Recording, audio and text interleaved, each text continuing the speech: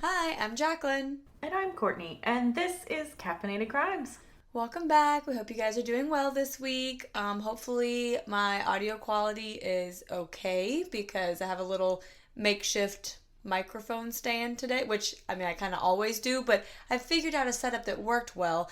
But now my husband packed up my room and I had to improvise with some books and some random boxes. So, if it's not the best sound quality, I apologize. Hopefully, like 3 more episodes, and our quality is going to get a lot better because I'm going to be in a carpeted room with like an actual door where I can like hide in the corner. Things are going to get better, guys. We're on the up and up.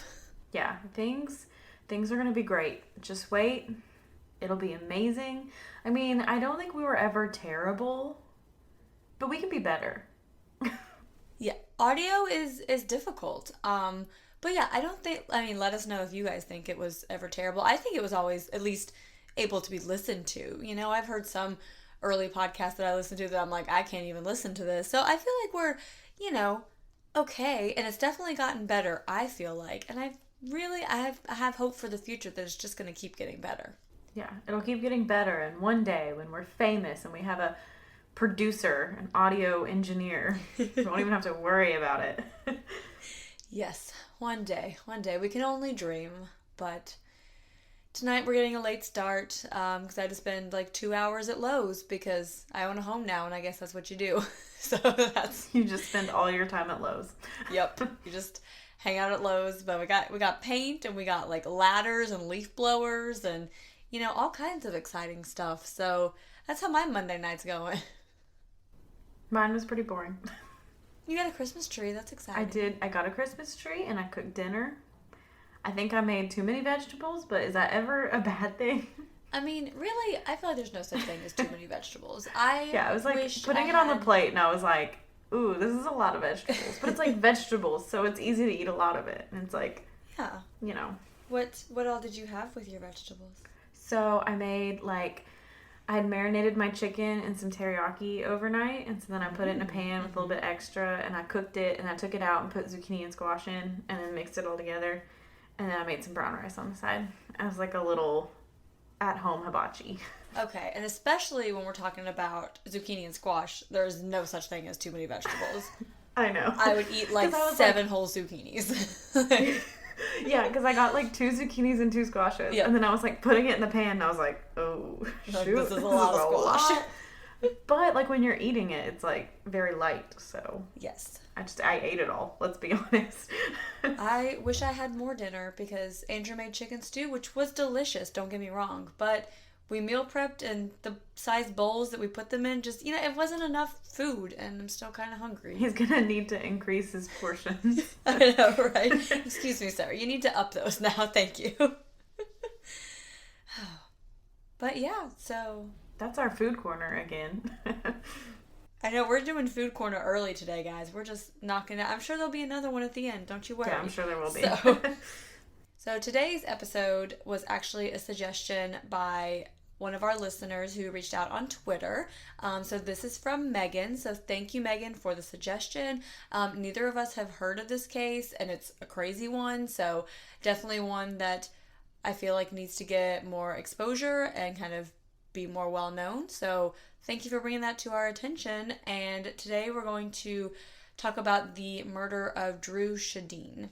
Yeah, and thanks, Megan, for reaching out on Twitter because we like to hear from you guys on all platforms. So it's always exciting when we get a new reach out on a new platform. So we have a lot of sources for today's episode. We have a lot of little tidbits here and there. A lot of information came from the See No Evil TV documentary series type show. I don't really know exactly what you call it. One of those. Yeah. The National Sex Offender Public website, a People article, the Crime Library, the Grand Forks Herald, the Duluth News Tribune, NPR News, a Crone article, and a KVRR local news article. So, a lot of, like we said, different sources there. On November 22nd, 2003, 22-year-old Dru Sjodin was working at the Victoria's Secret at Columbia Mall in Grand Forks, North Dakota. She got off work at 4 p.m. and planned to do some Christmas shopping before going to her second job as a waitress at a nightclub 4 miles away from the mall. Her waitress shift was supposed to start at 9 p.m. Dru spoke to her boyfriend Chris on the phone around 5 p.m. He was the last person to ever speak to Dru, and she was never seen alive again. So Dru Sjodin was born on September 26, 1981, to Linda Sutphin and Alan Sjodin. She had an older brother, Sven. Her mom, Linda, said that she was just like such a happy baby. Growing up, she had a really happy childhood. She loved to dress up in pink dresses and play princesses. They did mention in the TV show as well that like pink was just her favorite color, and like everyone associated her with pink. She was just very girly. And at the age of 3, her parents divorced, but they did remain close friends. And her mom eventually remarried a man named Sid Walker. And Dru and Sven moved in with their mother and stepfather in the Twin Cities area, but they did frequently visit their father, and they did vacation with him as well. So they had a good relationship kind of all around. So she was voted the basketball homecoming queen during her senior year of high school, which was in the year 2000. She played basketball, volleyball, golf, and she was very artistic. She really liked to paint. She would frequently make her friends and family handmade gifts, and she was said to be very generous and kind. And after graduating from high school, she went on to the University of North Dakota in Grand Forks, where she majored in graphic arts. She was a member of the Gamma Phi Beta sorority and worked 2 jobs while also interning in the university's aviation program, where she had the opportunity to travel. And she had been planning a trip to Australia in the spring of 2004. So she was just doing all kinds of things. I mean, full-time college student with an internship and 2 part-time jobs, like... She was doing the most. And in a sorority, which I know that has a lot of obligations with it as well. Yes, like they said, she did a lot of like volunteer work with her sorority, and I think she worked with tutoring children, and I mean, just so many things. So on November 22nd, her boyfriend Chris hung up the phone with her a few minutes after 5 p.m. And so he believes that she said something like, "God, okay," before hanging up very abruptly. And he was actually in the middle of moving to a new apartment in Minnesota, and it was about 300 miles away from where Dru lived. And so he didn't really think anything of it and kind of went back to moving. So, you know, maybe she was in the middle of something and she was just like, I gotta go, and hung up quickly. You know, I can't say that I would necessarily be super concerned about something like that either, you know? Yeah. But then he received a phone call from Dru at 7:42 p.m., but he could only hear like static and wind, and then the sound of buttons being pushed on the phone, and then the phone went dead. So then Chris calls Dru's roommate Meg because he's now unable to get a hold of her after 2 odd phone calls. So he's tried calling her now, tried calling her back, and there's no answer. And so Meg said that she was working an early shift at Victoria's Secret and would be working the nightclub that night at 9, but she hadn't seen or heard from her since she left the house that morning. Then around 9:15, Dru's boss from the nightclub calls Meg because Dru didn't show up for her shift. And Dru was very reliable and always on time, so this was really concerning for everyone. So Meg started calling local hospitals looking for her, thinking maybe she had been in an accident. And when she had no luck with that, she did call the campus police and told them that her roommate wasn't answering the phone and didn't show up to work. And so at first, the campus police are not like overly concerned about a college student not showing up to work on time, but they're like, okay, you know, we'll look into it. So Victoria's Secret was the last place that she was seen, and her coworker said she left there around 4 p.m. when her shift ended. So the mall was closed by the time the campus police got there that evening, but they did find her car in the parking lot. And the doors were unlocked, and nothing inside showed any kind of disturbance, but then the campus police found a black fabric object that was outside of the car door that he thought was maybe like a sheath for some kind of like tool to like carry with you. And so now he believes that there was something more to this disappearance, and he's like, okay, something's happening here.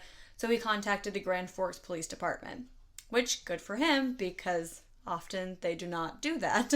As we've talked about in many cases now, where campus police do not go out and reach out to the local police department. So very surprising that he did, and a very good thing that he did. So investigators would later determine that this sheath was from a lock blade knife.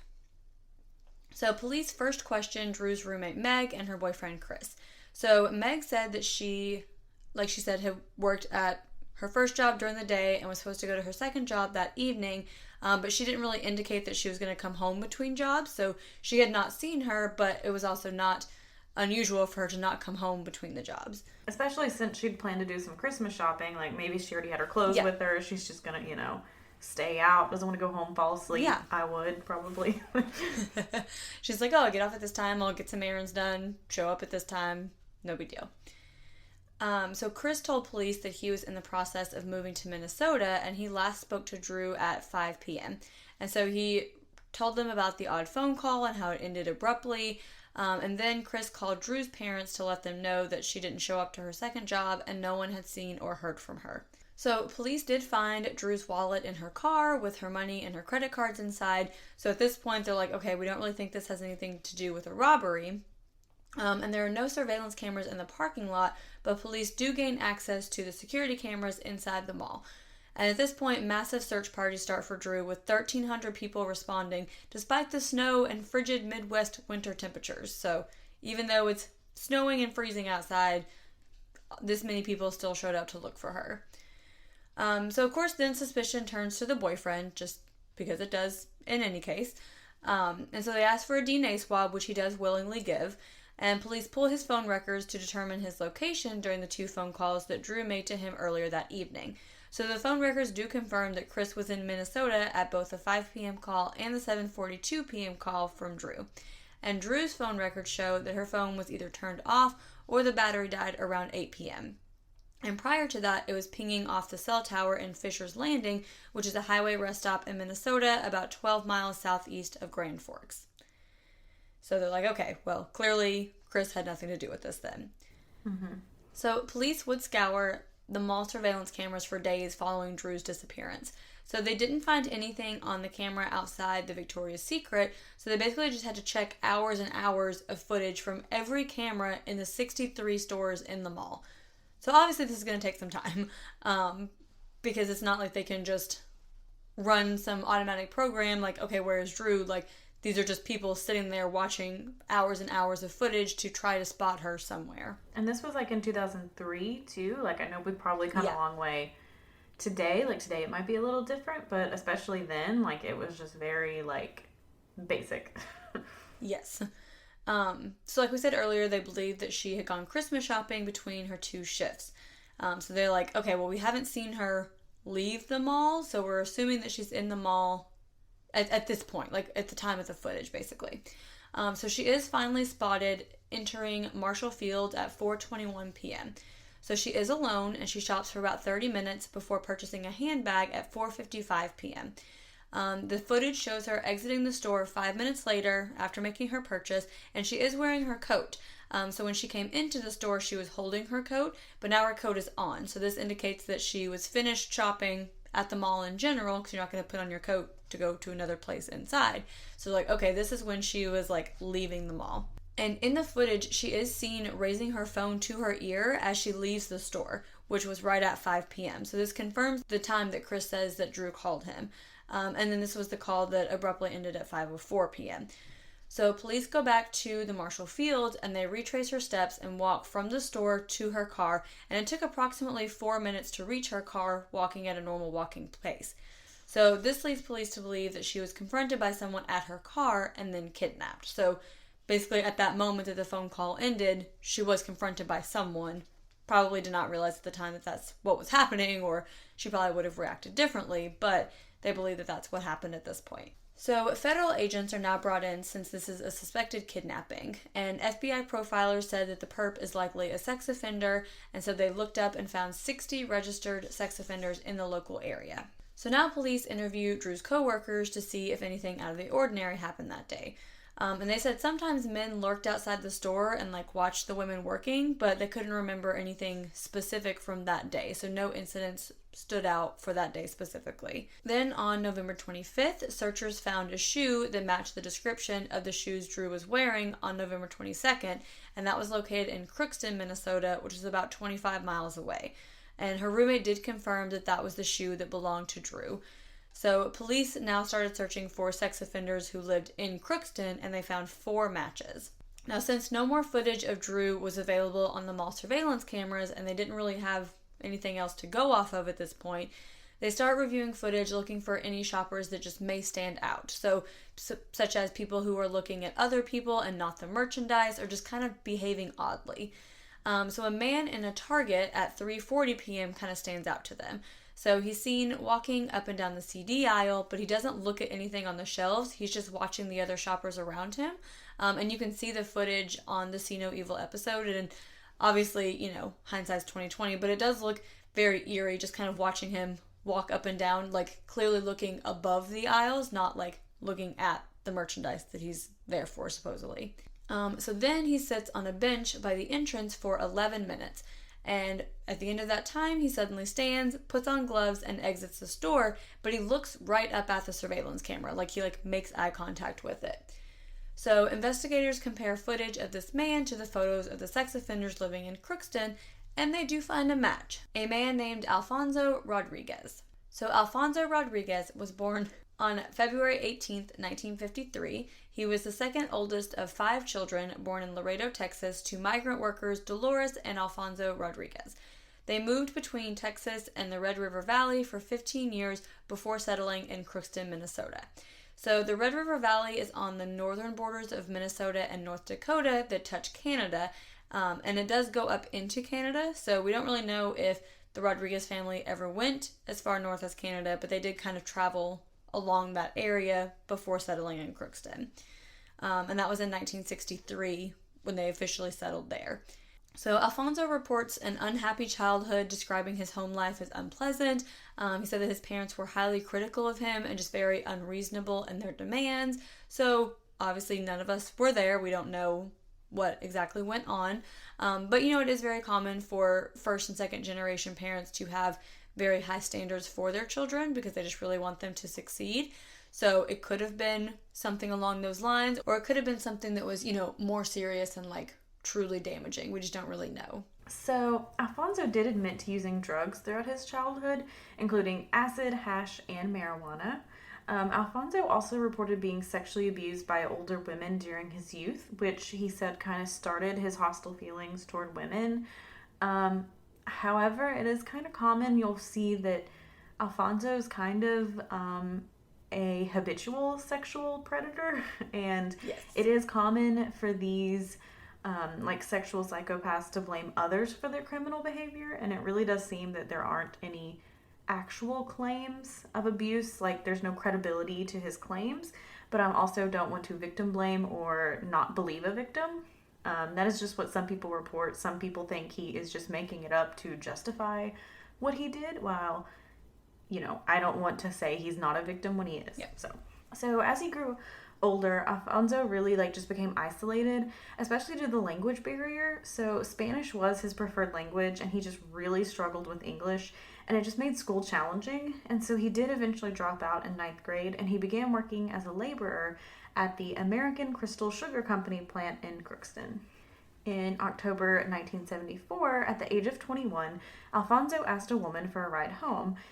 He then directed her to a driveway in Crookston where he grabbed her by the throat and tried to rape her at knife point. So then the next month, he approached another woman who was sitting in a truck outside of a movie theater, and he threatened her with a knife and ordered her to drive to a secluded location in the countryside where he raped her. So the police finally catch up with him and arrest him. He did end up pleading guilty to aggravated rape and attempted aggravated rape, and he was sentenced to 15 years in prison. However, the judge did say okay, you don't have to go to prison, just go to this mental health hospital. So he did end up going to the Minnesota Security Hospital in St. Peter. He was assessed there and found to have a history of anxiety and depression, as well as an alcoholic personality disorder with some paranoid, schizoid, and antisocial tendencies. Sounds like a bad cocktail. Yeah, there's a lot going on there. So, while he was on furlough from the hospital, Alfonso was accused of attacking a Mankato woman, but later acquitted. Sorry if I pronounced that city wrong. Won't be the first time, won't be the last time. So then in 1979, he attempted to abduct and sexually assault a 69-year-old English teacher. while she was walking one night in Crookston. So the woman did fight back as Alfonso tried to force her into his car, and in anger he did stab her with a knife in the elbow and abdomen, but she was able to break free and run to safety. Who stabbed someone in the elbow? I know, like, you know, the elbow? You know how you hit your funny bone? Imagine being stabbed on your funny bone. I don't know if it was her funny bone, but like, come on. Good God. I'm like, don't stab this poor little 69-year-old English teacher. She's just trying to live her life. Right? She's just trying to be a woman in the world, okay? But, I don't know. I don't know where I was going with that sentence. But don't worry, guys, because this woman is a straight up badass. She's very artistic, and she draws a composite sketch of Rodriguez that so closely resembles him, it leads to his capture.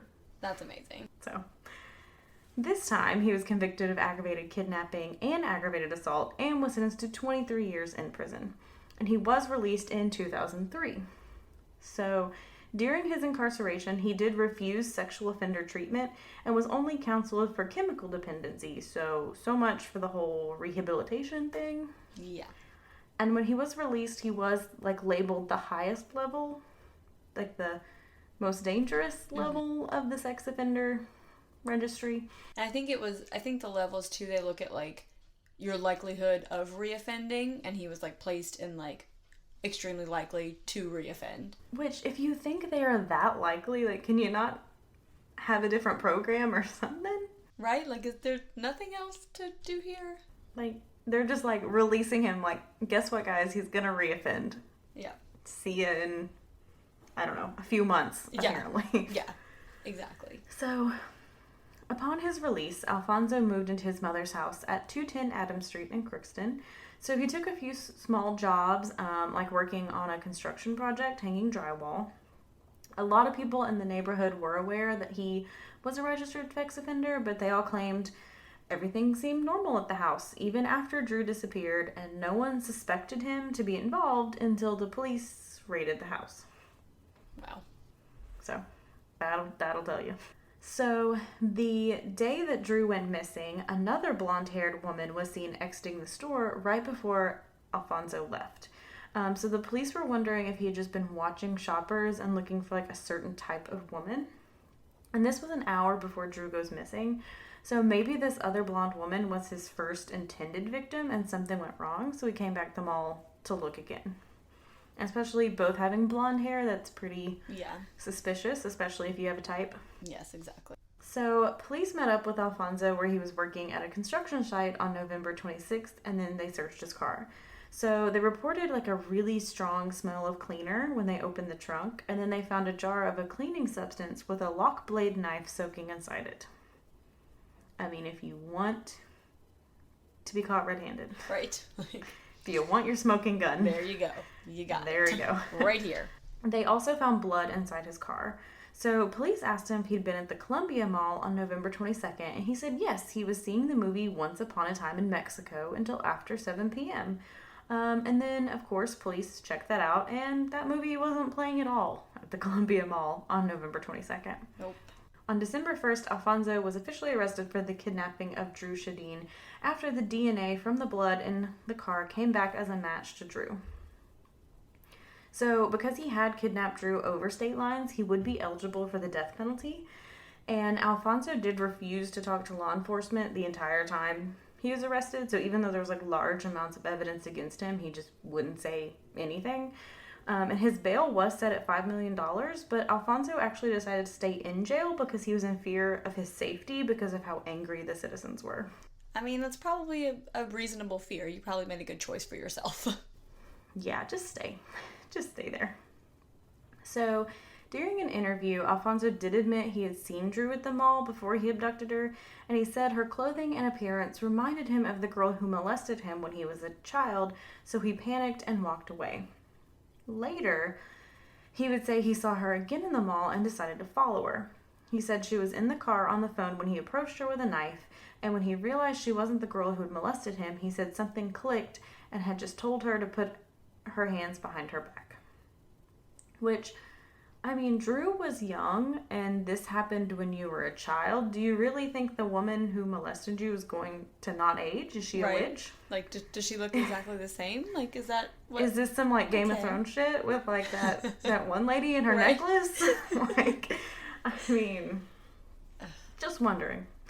So, later on, his defense team is really going to use this as, like, he's not legally sane at the time.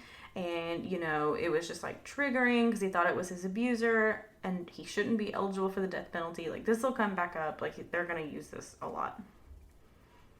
So, on April 17, 2004, the Midwest snow had finally melted, and the searches began again for the recovery of Dru's body. Around 10 a.m., the search team did locate Dru's body in a remote ravine near Crookston. She'd been strangled, stabbed, and sexually assaulted. Her family was finally able to have a funeral for her on April 24th, and an estimated 1,500 people attended her funeral. So, after a year of pretrial hearings, the trial of Alfonso Rodriguez was officially scheduled to begin on July 6, 2006, at the Quentin Burdick Federal Courthouse, and it would be heard by Judge Ralph Erickson. So, the prosecution had been preparing this trial for like 2 years. Like, they were like getting everything, they were ready to go. And Alfonso was represented by Robert Hoy and Richard Ney. So if Richard Ney's name sounds familiar, he temporarily represented BTK in his trial in 2005, which also I thought was super weird because that's only a year apart. Yeah. And BTK just seems so far... I mean, his crimes were in the 80s, but it just seems like so far away. Yeah. You know? Which, I mean, you know, obviously we know he wasn't caught until then, but yeah, you're right. It just seems weird that they would be... the same year. Yeah. So tension was very high during the first day of trial, and then a computer glitch forced them to temporarily postpone. And so then Judge Erickson apologized to Dru's family as well as other members of the court because there was an alleged violation that occurred during jury selection. So I guess somehow the computer incorrectly pulled a list of potential jurors, and the jurors were not random. I don't know how this works. Interesting. I mean, I feel like any way you pull them, it would be random. Yeah. Unless you have everyone sorted certain ways. I don't know. Like, maybe you had everyone sorted by, like, address, and then you got 12 people in the same row. I don't know. Yeah, that's the thing is I'm like, did you have everyone separated by, like, gender, ethnicity, like, age? Like, is everything just getting muddled? What's happening? If you know what that looks like, let us know, because we're very interested. Yeah, because until I, like, saw that, I was like, I never really thought about how you're randomly selected. Like, I just assumed it, like, I don't know. You just randomly start mailing stuff out. I don't know. Yeah. So they then expected jury selection to take the rest of the month. So the federal prosecutors were seeking the death penalty, which they could because it was a federal case. So North Dakota had previously abolished the death penalty in 1975, and they had last executed someone in 1905. So if Alfonso was sentenced to death, he'd be the first person executed in the state in over 100 years, which is crazy. Yeah, like, that's a big deal. So with every death penalty case, there was some backlash, especially from human rights advocates, but the prosecution didn't care. They were still like, yeah, we don't care. We're going to continue to seek it. And then on August 30th, 2006, after a day and a half of deliberation, the jury found Alfonso guilty of kidnapping and murder and sentenced him to death. Alfonso reportedly looked ahead emotionless while his mom, sister, and many jurors cried. So Dru's fans and family were all there, and they all wore pink to court because it was her favorite color.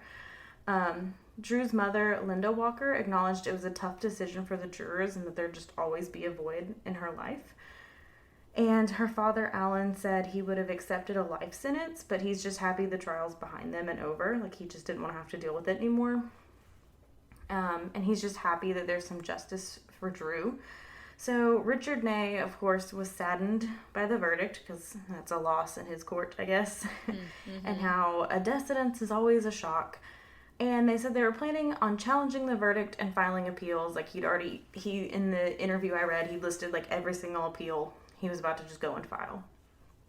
And I don't have much information on each one, but these appeals are still going on today. So in 2017, Alfonso's defense attorneys presented testimony challenging the forensic evidence, and a 2-week hearing was scheduled to start in early January 2019. So they were going to present evidence about Alfonso's mental capacity when he committed the crime, and they were expected to argue that Alfonso has impaired intellectual capacity and he shouldn't be executed. And they expected these appeals to take a while to decide, but that he'd probably still remain on the death penalty. Like, most people are like, he's probably not going to win these appeals.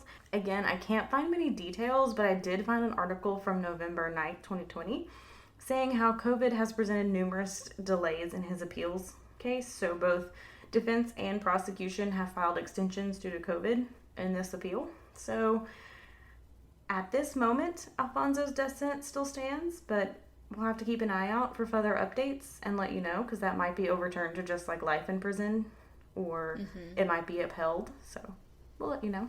And I wonder how long, with all of these COVID delays and obviously so many cases on the docket and everything, like, of course, we don't even know yet when things will be, quote, back to normal. But once they do, how many years is it going to be before, like, things like this are caught up on, you know? Yeah, because I know some of them, too, were, like, the court itself had to close down because so many people, like, who worked in the court, like, tested positive for COVID. So it's just, like, I mean, until COVID's over, and then after that, everything's probably been delayed, so who really knows? Yeah. So in 2004, a scholarship was set up at the University of North Dakota in Dru's name. And so it's eligible to students entering their sophomore, junior, or senior year. And it'll provide funds to go towards tuitions and fees for the full academic year. And then on July 27, 2006, President George Bush signed into law the Adam Walsh Child Protection and Safety Act. So in this act included Dru's Law, which did a lot of things, but one thing it did do was change the name of the National Sex Offender Public Registry to the Dru Sjodin National Sex Offender Public Website. And that provides information to the public on the whereabouts of registered sex offenders regardless of state, territory, or tribal boundaries. So basically the sex offender registry we know today, where you can look up anyone anywhere. That's what Dru's Law is. Yeah, it just made it like available to the public nationwide. I did read somewhere, I don't know how true this part is, but it also included, like, if you don't register, like if you're a sex offender and you don't register when you move or get a new job or like check in, and then you can get like a crime for that, like that Dru's Law started it as well. Oh wow. I don't want to like say that with 100% confidence because I only saw it in one place, but still. But yeah, definitely prior to that, you know, the sex offender registry was a thing and you had to register and stuff, but like Courtney said, it wasn't like public, like people couldn't just search other people. So yes, you had to register, but you also had no way of knowing if your next door neighbor was a sex offender prior to this. Yeah, and this too, you could be like, hey, I'm moving across the country to, you know, from Florida to California. Let me look up registered sex offenders in California. Like, yeah, you can do that now with this. So a memorial garden was set up for Dru in her hometown. So visitors can bring flowers or trinkets to leave and remember her life. And I did read somewhere that there was going to be a memorial garden at University of North Dakota. Don't know what the stance is on that. But yeah, and that is just the absolutely tragic case of the murder of Dru Sjodin. Yes, again, thank you so much to our listener Megan for the suggestion. Just such an insane case of just like you're kidnapped at 5 p.m. at the mall, you know, like it's still daylight outside. I guess it's getting dusk at this point, you know, because it's November, but it's not late at night. It's not the middle of the night. It's not those times when you're taught to be cautious and to, you know, be on the lookout as you're walking to your car alone and those sorts of, like, it's the middle of the day. She's leaving work, you know? Yeah, and, like, the fact that, like, nobody saw anything, you know, it's just so creepy and, like... Yeah. I always thought my mom, like, was so crazy because it would be, like, 7 p.m., like, when it gets dark. She'd be like, don't go to Kroger. And I'm like, Mom, it's 7 p.m. But then you see stuff like this and you're like, all right, Mom, you're right. I'm never going anywhere alone. Right. Right. Like, okay, I'm just never going to leave my house. But, yeah, like, especially because I'm sure the mall was very busy. Like, the end of November... 4 p.m., 5 p.m. People are getting off work, Black doing Friday Christmas shopping. Was Black Friday a thing then? I'm sure it was. But anyway. Yes. I just know because Stuff You Should Know did a whole episode on it. And it was really interesting. But anyway, but yeah, it's like, it's the holiday season, you know, so it's going to be busy. There's going to be lots of people around.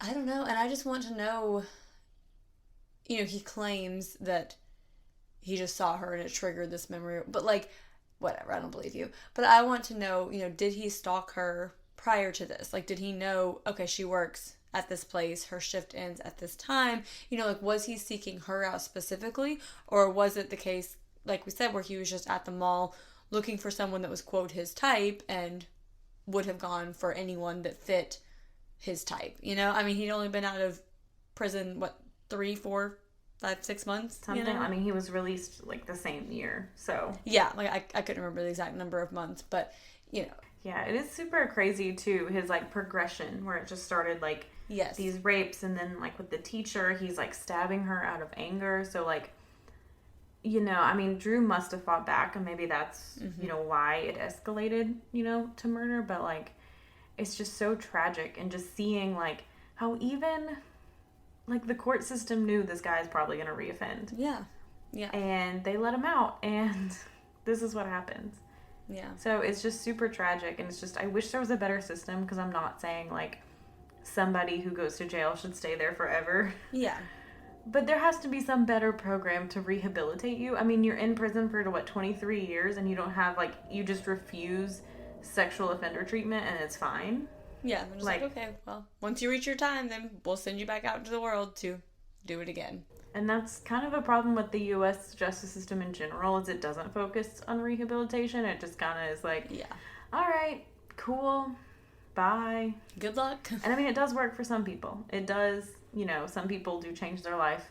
But then some people are like Alfonso, and they just get out and do it again. Yeah. But like you said, while you're in prison for those 23 years refusing treatment, you can kind of see that you're not making an attempt to get better. So, but I mean, once you serve your time, it's not like they can hold you for longer just because they think you're going to offend again. But again, they're just... I thought there was a thing, and this may be new, and this may be a different country, and I may be talking out my ass, but I thought it was something where it was like, if you don't make an effort towards, like, the therapy and the treatment, like, they can literally keep holding you.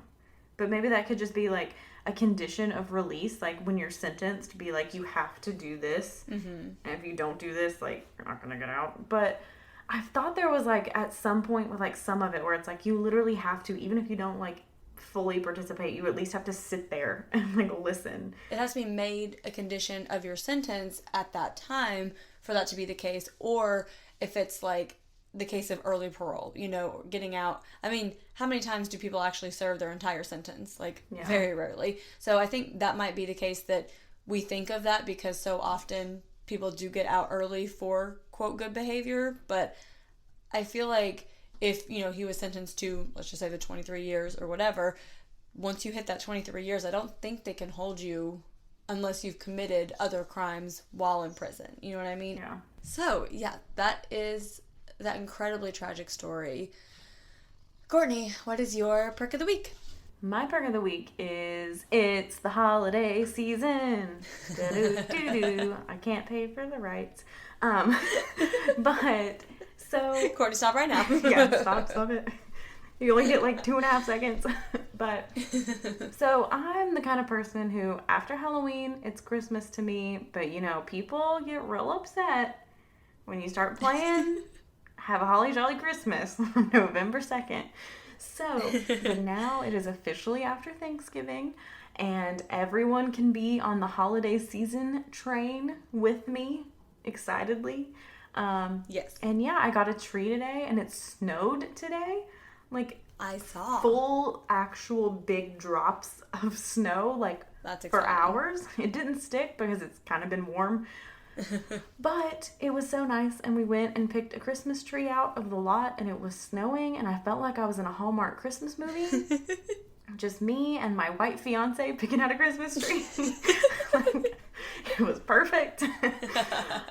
But it just really got me in the Christmas spirit. I'm super excited to, like, deck the apartment out. 2020 has really sucked, and I always love Christmas, so I'm just excited to get in, like, the full Christmas spirit and yes, have something happy.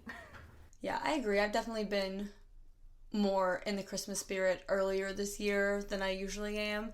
And of course, I can't decorate now because we're going to be between houses, but we already have a tree at the new house. So, like, it's there. We just got to get it up and decorated and everything. But no, I feel you. It's one of those, like, at the end of what's been such a long and hard year, it's like, okay, like, we can all, like, just enjoy this, like, time of joy, you know? And we're all probably going to be quarantined again very soon. I know. Yes. I saw LA is already in lockdown, like full lockdown again. So Yep. we'll all just be in our little Christmas spirit and our Santa hats inside.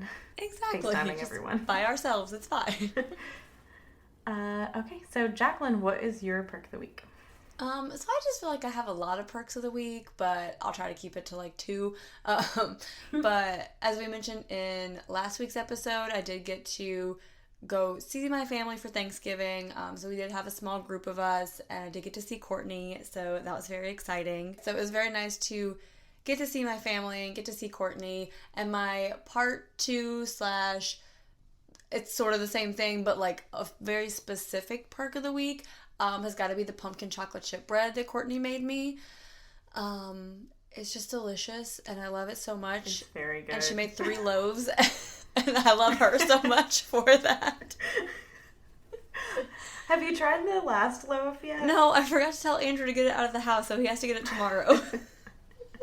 Because I measured the pumpkin fully with my heart and not any kind of measuring, so I'm very interested on how it tastes. But, like we said, there's no such thing as too much pumpkin, so... But yeah, so we went to our new house yesterday that we finally closed on. I guess, why is it? Yeah, that was a perk of the week, too. We actually closed on this house that I've been talking about for weeks. It was a good week. But... we went there yesterday to unload some things that we brought home from Tennessee, and unfortunately in one of those boxes was the pumpkin chocolate chip bread. So Andrew's going to have to get it from the house tomorrow when he goes over there to drop off more boxes because I need my pumpkin chocolate chip bread. Yeah, it's very good. I still have some that I've been like nibbling on for breakfast.